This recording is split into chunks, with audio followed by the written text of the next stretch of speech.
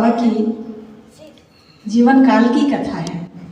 और जो भी भक्त बाबा के पास आते थे, बाबा से अपनी कोई भी कठिनाई, कोई भी मुश्किल, जमाना दूसरा था, कोई सुविधा नहीं थी, कोई व्यवस्था नहीं थी, लोग बस अपने सादे जीवन पर जीते थे।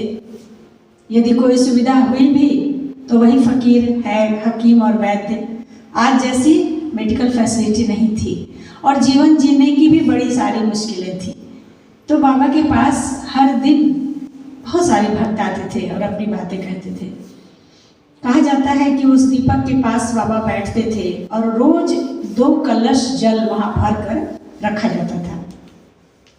उस 2 कलश जल को बाबा उठाते थे और चारों तरफ, दिए के चारों तरफ छींटते थे और चारों तरफ एक बार घूमते थे और घूमकर ऊपर आकाश की ओर देखकर कुछ कहते थे, कुछ बुदबुदाते थे। और कहा जाता है कि उस दीपक की ओर बाबा अपनी पीठ कर लेते थे।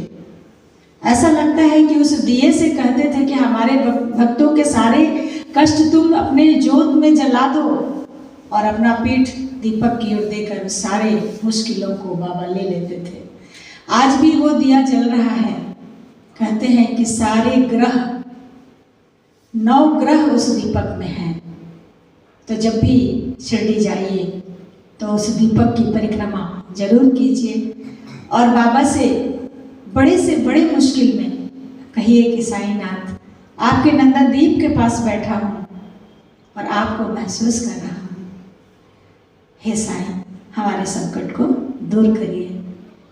और ऐसा कहते ही साईनाथ आपकी हर प्रार्थना सुनेंगे, क्योंकि वो जो ज्योत है, वो जो प्रकाश है, आज भी जल रहा है।